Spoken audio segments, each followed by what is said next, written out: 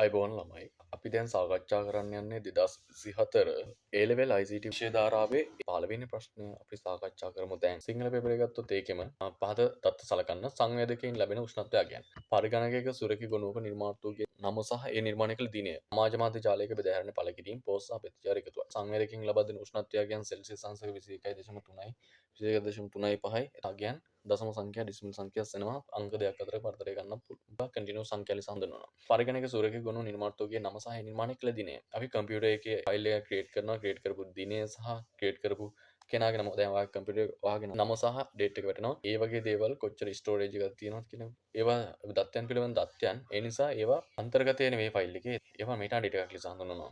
සමාජ මාධ්‍ය ජාලයක බෙදාගෙන පළ කිරීම. පෝස්ට් සහ ප්‍රතිචාර රෙස්පොන්ස් එකතුවක්. ඔයා සෝෂල් මීඩියා වල දාන පෝස්ට් එකක්, කමෙන්ට් එකක්, ලයික් එකක් ඔක්කොම ටික එකතුවක්. ඒ කියන්නේ විශාල ප්‍රමාණයක් තොරතුරු එහාට මෙහාට උමාරු වෙනවා. ඒක තමයි බිග් ඩේටා එකක් කියන්නේ. ඒක දත්වල නිවැරදි වර්ගීකරණයට අනුව පළවෙනි එක සංවේදකයන් පිළිබඳ ලබා දෙන උෂ්ණත්වයේ අගයන් කියන එක. ඒක කන්ටිනියු ඩේටා එකක්. එතකොට ඒක අඛණ්ඩ දත්ත. අඛණ්ඩ දත්ත තියෙන 2යි 3යි විතරයි. ඒක පරිගණක සුරකි ගුණයක නිර්මාතෘගේ නම සහ නිර්මාණය කළ දිනය කියන එක. ඒක මෙටා ඩේටා එකක්. දත්තයන් පිළිබඳ දත්තයක්. එතකොට තුන්වෙනි එක තමයි එන්නේ. එතකොට එක බලමු සමාජ මාධ්‍ය ජාලයක බෙදාහැරෙන පළ කිරීම. පෝස්ට් සහ ප්‍රතිචාර රෙස්පොන්ස් එකතුවක්. අකහා දත්ත ලෙස හඳුන්වනවා. එතකොට උත්තරේ 3. A1 ඛණ්ඩ දත්ත, B1 දත්ත පිළිබඳ තත්ත්වයක්, C1 මහා දත්තයක්.